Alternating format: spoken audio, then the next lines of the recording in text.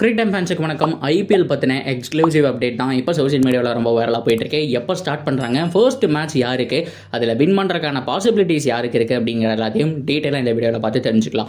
அதுக்கு முன்னாடி first time சேனலுக்கு வரீங்கன்னா மறக்காம சப்ஸ்கிரைப் பண்ணி சப்போர்ட் பண்ணுங்கள். அப்போ தான் அப்டேட் எல்லாமே எங்களை வந்து சேரும். சரி வாங்க வீடியோக்குள்ளே போகலாம். ஸோ ஃபர்ஸ்ட் ஆஃப் ஆல் முதல்ல நம்ம பார்த்தோம் அப்படின்னா ஐபிஎல் மேட்ச் யாருக்கு ஸ்டார்ட் பண்ண போகிறாங்க, இந்த சீசனோட முதல் மேட்ச் யாருக்காக அப்படின்னு கேட்டிங்கன்னா சிஎஸ்கே வர்சஸ் ஆர்சிபி அப்படிங்கிற மாதிரி தான் சொல்லியிருக்காங்க. ஸோ இது எப்படி பாசிபிள் அப்படின்னு கேட்டிங்கன்னா 2018 ஃபைனலில் வந்துட்டு சாம்பியன்ஸ் ஆனவங்க சென்னை சூப்பர் கிங்ஸ். ஸோ அடுத்த வருஷம் மும்பை இந்தியன்ஸ் சிஎஸ்கே அவங்களோட ஓப்பனிங் மேட்ச் ஆடல. ஸோ அப்போ ஆர்சிபி தான் ஆடி இருந்தாங்க. ஸோ அப்படி பார்க்கும்போது ஸோ இந்த வருஷம் போன தடவை 2 பேர் ஃபைனல் ஆனாங்க இல்லையா, ஸோ அதில் இருக்கக்கூடிய ஒரு டீம் தான் ஆட போகிறாங்க. ஆனால் அது ஜிடி கிடையாது, சிஎஸ்கே. அது எப்படி கான்ஃபிடென்ட்டாக சொல்கிறாங்க சோஷியல் மீடியாவில் போயிட்டு இருக்கு அப்படின்னு கேட்டிங்கன்னா, லாஸ்ட் டைம் பார்த்தோம் அப்படின்னா அதாவது 2022 நான் சொல்கிறேன். ஸோ அப்போ ஜிடி தான் சாம்பியன். ஸோ ஜிடிக்கும் சிஎஸ்கேக்கும் நடுவில் மேட்ச் நடந்துச்சு. ஸோ அப்படி கம்பேர் பண்ணும்போது இப்போ சிஎஸ்கேக்கும் ஆர்சிபிக்கும் தான் எகைன் வரப்போகுது. சிஎஸ்கே மும்பை இந்தியன்ஸ் கிடையாது, சிஎஸ்கே ஆர்சிபி தான் ஓப்பனிங் மேட்ச் அப்படிங்கிற மாதிரி சொல்கிறாங்க. ஸோ சேப்பாக்கில் நடக்கிறதுக்கான பாசிபிலிட்டிஸ் ரொம்ப கம்மி தான். சின்னசுவாமி அப்படிங்கிற மாதிரியான தகவல் அதிகமாக போயிட்டு இருக்கு. பிகாஸ் ஏன்னா லாஸ்ட் டைம் ஃபைனல் யார் நடத்துகிறாங்களோ ஸோ அந்த கிரவுண்டில் ஃபைனல் நடக்கிறதுக்கான சான்ஸ் இருக்குது. ஸோ ஓப்பனிங் மேட்ச் கம்மியாக தான் நடக்கும். அப்படி பார்க்கும்போது சேப்பாக்கில் ஃபைனல் நடக்கிறதுக்கான சான்ஸ் இருக்குது. ஸோ ஓப்பனிங் மேட்ச் கண்டிப்பாக ஆர்சிபி வர்சஸ் சிஎஸ்கே சின்னசுவாமி அப்படிங்கிற மாதிரி சொல்லியிருக்காங்க. எஸ், கொஞ்சம் ஒரு பிக் ஸ்டேடியம் அண்ட் ஓரளவுக்கு நல்லா இருக்கிற ஸ்டேடியம் அந்த மாதிரிலாம் பார்ப்பாங்க. பிகாஸ் சிஎஸ்கே இருக்கக்கூடிய இந்த சேப்பாக் ஸ்டேடியமில் இன்னும் 2-3 பிளாக்ல சின்ன ஒர்க்ஸ் அப்படிங்கிறது இருக்கு. ஸோ கண்டிப்பாக ஸ்டேடியம் வந்துட்டு ஃபுல்லாக முடியாது. பிகாஸ் சீட் அப்படிங்கிறது இன்னும் ஒர்க்கிங்கில் தான் இருக்குங்கிறதுனால ஸோ ஓப்பனிங் மேட்ச்ல சின்னசுவாமி ஹவுஸ்ஃபுல் ஆனக்கான சான்ஸ் இருக்கு. பிகாஸ் 2 பிக் ஃப்ரான்ச்சைஸ் மோதுது அப்படிங்கிறதுனால ஸோ உங்களுக்கு ஓப்பனிங் டிக்கெட் சேலும் நல்லா இருக்கும். இதெல்லாம் வச்சு பார்க்கும்போது ஆர்சிபி சிஎஸ்கே ஓப்பனிங் மேட்ச்னு சொல்லியிருக்காங்க. சரி ஓகேப்பா, ஓப்பனிங் மேட்ச் ஓகே. எப்போ ஸ்டார்ட் பண்ணுறாங்க, எப்போ முடிக்கிறாங்க அப்படின்னு கேட்டிங்கன்னா மார்ச் 29 ஸ்டார்ட் பண்ணி மே 26 ஃபைனல் அப்படிங்கிற மாதிரி சொல்லியிருக்காங்க. ஸோ கிட்டத்தட்ட சிமிலர் போன தடவை இருந்த மாதிரி தான். ஆனால் லீவ் அப்படிங்கிறது ரொம்ப கம்மியாக இருக்குது. லீவ் மீன்ஸ் நான் எதை சொல்கிறேன்னா நிறைய கேப் இருக்கும் பார்த்துருக்கீங்களா. ஸோ வீக்கெண்ட்ஸ் முடிஞ்சதுக்கப்புறம் அப்பப்போ ஒரு நாள் கேப் விட்டு ஒரு நாள் மேட்ச் எல்லாம் நடக்கும் இல்லையா. ஸோ இந்த மாதிரி கேப் எல்லாம் கிடையாது, பேக் டு பேக் மேட்சஸ் இருக்குது. நீங்கள் குவாலிஃபையர் வரும்போது தான் பார்த்தோம் அப்படின்னா ஒரு டீம் முடிச்சதுக்கப்புறம் அடுத்த ஒரு 2 நாள் கேப் விட்டு இன்னொரு டீம், அதுக்கப்புறம் ஃபைனல் அப்படிங்கிற மாதிரி வைப்பாங்க. ஸோ மற்றபடி கேப் அப்படிங்கிறதும் கிடையாது. ஸோ இதெல்லாம் வச்சு பார்க்கும்போது இந்த தடவை ஐபிஎல்லோட பிராண்ட் வேல்யூ அப்படிங்கிறது வேற லெவலில் போகும். பிக் ஓப்பனிங் மேட்ச் அது மட்டும் இல்லாமல் மார்ச் 29 ஸ்டார்ட் பண்ணுறாங்க. ஸோ பப்ளிக் எக்ஸாம்லாம் டக்குன்னு முடிஞ்சிடும். ஸோ ஏப்ரல் 10 அந்த மாதிரி டைம்குள்ளேயே நம்ம முடிஞ்சிடும். ஸோ அப்படி பார்க்கும்போது அவங்களுக்கு வியூவர்ஷிப்பும் பார்த்தோம் அப்படின்னா பயங்கரமாக இருக்கும்.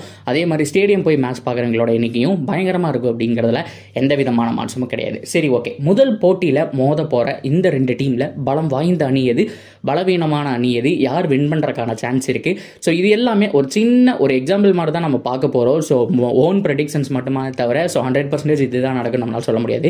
கிரிக்கெட்டை பொறுத்த வரைக்கும் ஒருத்தர் பர்ஃபார்ம் பண்ணால் போதும் அந்த டீமே வின் பண்ணுறதுக்கான சான்ஸ் இருக்குது. ஸோ ஆன் டேனில் யார் பர்ஃபார்ம் பண்ணுறாங்களோ ஸோ அவங்களுக்கு தான் வந்துட்டு வின்னிங் பாசிபிலிட்டிஸ் அப்படிங்கிறது ரொம்ப அதிகம். நான் நிறைய வீடியோவில் சொல்லிட்டேன். ஸோ அதை வச்சு சும்மா நம்ம இந்த ஒரு வீடியோவில் பார்த்துடலாம் 2 டீம் எப்படி இருக்குது, பலவீனமான டீம் எது, பலமான டீம் எது அப்படிங்கிறத பார்க்கலாம். ஸோ ஃபர்ஸ்ட் ஆஃப் ஆல் நம்ம ஆர்சிபி சைட்லேருந்து போயிடலாம். ஆர்சிபியை பொறுத்த வரைக்கும் ஆக்ஷனுடைய அணுகுமுறையே ஓரளவுக்கு தடுமாறிட்டாங்கன்னு சொன்னோம். மேனேஜ்மெண்ட் சரியில்லைங்க. 2025க்காக தான் எல்லாருமே வெயிட்டிங்ங்கிற ஹேஷ்டேக் கூட போட்டாங்க. பிகாஸ் இந்த தடவை ரொம்ப புவரான மேனேஜ்மெண்ட். அவங்களுக்கு ஏகப்பட்ட ஆப்ஷன் கை மேலே கிடச்சிது. அது எல்லாமே யாருக்கு போகணும், எப்படி போகணும், என்ன பிட் பண்ணணும், எப்படி பிட்டை ஏற்றி விடுறது அப்படிங்கிற மாதிரி கொஞ்சம் கூட யோசிக்காமல் டக்குன்னு போயிட்டாங்கன்னு சொல்லியும்.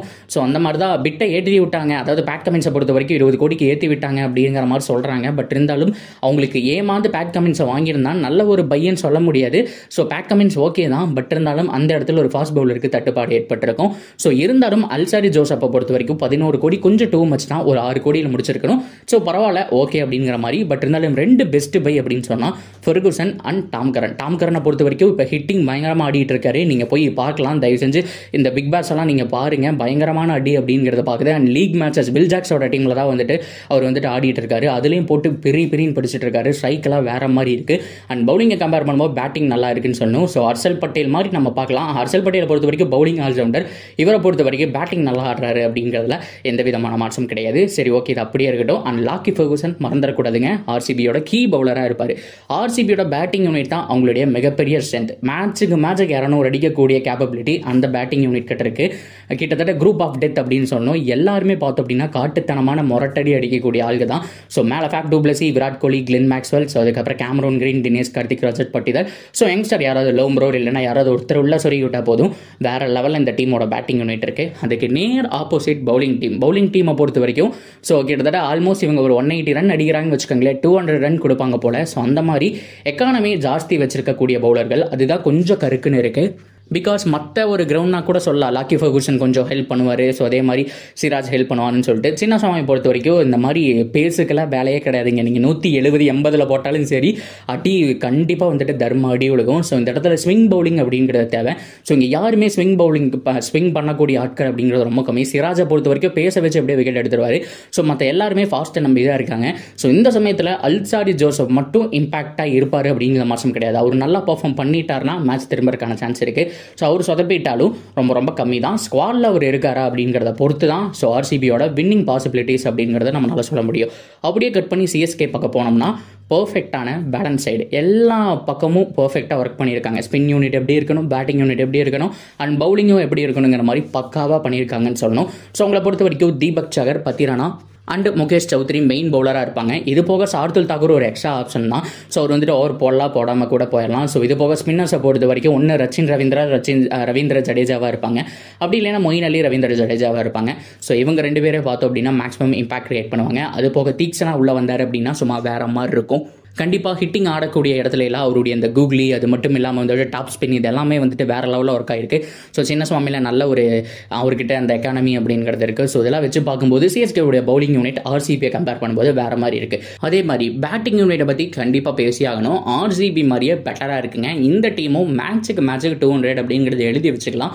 ஆரம்பத்தில் Ruturaj Gaikwad and Devon Conway, இந்த 2 பேர்த்தில் யாராவது ஒருத்தர்ன்ட்டாலே ஸ்கோர் கண்டிப்பாக 180+ தான். இவங்க 2 பேர் போனாலும் பார்த்தோம் அப்படின்னா ரஹானே அண்ட் சிவம் துபே, இவங்க 2 பேருக்கு அப்புறம் பார்த்தோம் அப்படின்னா Daryl Mitchell and one spinner, அதாவது மொயின் அலி தான், மொயின் அலி எவ்வளோ வந்துருவாரு, அப்படி இல்லைன்னா ரச்சின் ரவீந்திரா, டேரியல் மிச்சல் ரச்சின் ரவீந்திரா வச்சுக்கலாம். ஸோ அது போக நம்ம பார்க்கும்போது அவங்களுடைய சிவம் துபே எல்லாருமே போக MS தோனி அண்ட் நம்மளுடைய ரவீந்திர ஜடேஜா இருக்காங்க. அது போக தீபக் சகர், சார்துல் தாக்கூர் செம்மையாக பேட்டிங் ஆடுவாங்க, மறந்துடக்கூடாது. ஆளுக்கு கண்டிப்பாக நிறைய IPL 15 இருக்குது. அது மட்டும் இல்லாமல் பயங்கரமாக ஓடிஐலேயே அவங்க பண்ணியிருக்காங்க. ஸோ இது போக இம்பாக்ட் பிளேயராக சமீர் ரிஸ்வி காட்டுத்தனமாக அடிக்கக்கூடிய ஒரு யங்ஸ்டருங்க. ஸோ ரைட் அண்ட் ரைனான்னு சொல்லிட்டு இருக்காங்க. ஸோ அந்த அளவுக்கு அவருடைய பெர்ஃபார்மன்ஸும் இருந்திருக்கு. அதனால தான் 8 கோடிக்கு குஜராத் சிஎஸ்கேவும் மாறி ட்ரை பண்ணி பிக் பண்ணாங்க. ஸோ சிஎஸ்கேவுடைய அந்த ஸ்ட்ராட்டஜி நல்லா இருந்துச்சு. பிகாஸ் அடுத்தது அவங்க ஷாருக் கானுக்கு தான் பிளான் பண்ணுவாங்க. ஆனால் குஜராத் டைட்டன்ஸ் கிட்ட அமௌண்ட் இருந்ததுனால ஷாருக் கான் மாதிரியே இருக்கிற இன்னொரு பிளேயரை பார்த்து வச்சிருந்தாங்க. ஒன்று சமீர் ரிஸ்வி இல்லை ஷாருக் கான், அந்த மாதிரி அவங்க பிளான் பண்ணாங்க. கண்டிப்பாக சமீர் ரிஸ்விக்கும் கண்டிப்பாக குஜராத் டைட்டன்ஸ் வந்துட்டு போராடிட்டு இருந்தாங்க. ஸோ ஒரு கட்டத்தில் சரி ஓகே ஷாருக் கான் வருவான்னு சொல்லி விட்டுட்டாங்க. ஸோ அந்த சமயத்தில் சிஎஸ்கே தூக்கிட்டு வந்துட்டாங்கன்னு சொன்னோம். செம்மையான ஒரு ஸ்ட்ராட்டஜி யூஸ் பண்ணி ஆக்ஷனில் எடுத்திருக்காங்க. ஸோ உங்களோட பேட்டிங்கே கிட்டத்தட்ட 8 and 9 வரைக்கும் வந்துட்டு இருக்கு. ஸோ அது போக ஸோ மற்றபடி அவங்களுடைய பவுலிங் யூனிட் கண்டிப்பாக காப்பாற்றி கொடுத்துரும் அண்ட் பேட்டிங் யூனிட் எக்ஸலண்ட்டுங்க. ஸோ கண்டிப்பாக இந்த தடவையும் மறுபடியும் ஒரு குவாலிஃபையர் ஆடுவாங்க அப்படிங்கிறது மாற்றம் கிடையாது. அண்ட் இந்த 2 டீமை கம்பேர் பண்ணும்போது ஒரு 5% என்னை பொறுத்த வரைக்கும் பார்த்தோம் அப்படின்னா சிஎஸ்கே உடைய தரப்பு அப்படிங்கிறது வேற மாதிரி இருக்கு. ஸோ அதனால சிஎஸ்கே தான் வின் பண்ணுவாங்களா அப்படின்னு கேட்டால் அப்படி நம்மளால சொல்ல முடியாது. பிகாஸ் நல்லா முரட்டுத்தனமாக ஆடிட்டு இருந்த அணி கண்டிப்பாக டோர்னமெண்ட்டை விட்டு நம்ம வெளியில் போய் பார்த்துருப்போம். நான் யாரை பற்றி பேசுகிறேன் அப்படின்னா ராஜஸ்தான் ராயல்ஸை பற்றி தான். போன சீசனில் எத்தனை பேர் க்ளோஸ் வாட்ச் பண்ணீங்க அப்படிங்கிற மாதிரி தெரியல. ஸோ ஆரம்பத்தில் ஒரு 4 மேட்ச் 5 மேட்ச் முடிஞ்சப்போ பாயிண்ட் டேபிள் அவங்க தான் ஜாஸ்தி இருந்தாங்க. 4 மேட்சுக்கு ஒரு 3 இல்லை 4 வின் பண்ணி இருந்தாங்க. கண்டிப்பாக RR, CSK, GT அதுக்கப்புறம் வந்துட்டு ஏதாவது ஒரு டீம் தான்ப்பா குவாலிஃபை ஆகும் அப்படிங்கிற ஒரு மைண்ட் செட்டில் இருந்தாங்க. ஆனால் அடுத்த 7 மேட்சில் கிட்டத்தட்ட 6 பக்கம் அவங்க லாஸ் பண்ணி ஆல்மோஸ்ட் வந்துட்டு இன்னொரு டீம் ஜெயிச்சாதான் உள்ளங்கிற நிலைமைக்கு போய் வெளியில் போயிட்டாங்க ராஜஸ்தான் ராயல். ஸோ அந்த மாதிரி என்ன நடக்குன்னே சொல்ல முடியாதுங்க. என்னதான் பவர் லைனப் வச்சிருந்தாலும் ஆன் டேல அந்த ஒரு பேட்ஸ்மேனுக்கோ ஒரு பவுலருக்கோ கிளிக் ஆனால் மட்டும்தான் அந்த ஒரு மேட்ச் அப்படிங்கிறது கையில் வரும். இல்லைன்னா மிகப்பெரிய அடி அப்படிங்கிறது விளக்கும். ஸோ கண்டிப்பாக ஆர்சிபியை பொறுத்த வரைக்கும் ஒரு 200+ மட்டும் போட்டாங்கன்னு வச்சுக்கோங்களேன். சிராஜ் கிட்ட இருந்து ஒரு 3 விக்கெட் வந்தால் கூட ஸோ மற்றபடி அவங்க வந்துட்டு பேக் டு பேக் விக்கெட் எடுத்து அவங்க வின் பண்ணுறதுக்கான சான்ஸ் இருக்கு. அதே மாதிரி சிஎஸ்கேல டெவான் கான்வே இல்லை ருத்ராஜுக்கு மாட்டிடுச்சு, இல்லைன்னா வந்துட்டு மிடில் ஆர்டரில் வந்துட்டு நம்மளுடைய ரவீந்திர ஜடேஜா அப்படின்னா டேரியல் மிச்சலுக்கு மாட்டிடுச்சு அப்படின்னா அவங்களும் ஜெயிக்கிறதுக்கான வாய்ப்பு இருக்கு. ஸோ இது ஜஸ்ட் ப்ரெடிக்ஷன் மட்டும்தான்.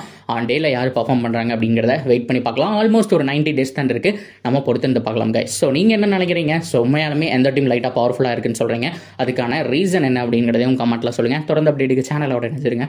மறக்காமல் சப்ஸ்கிரைப் பண்ணி சப்போர்ட் பண்ணுங்கள்.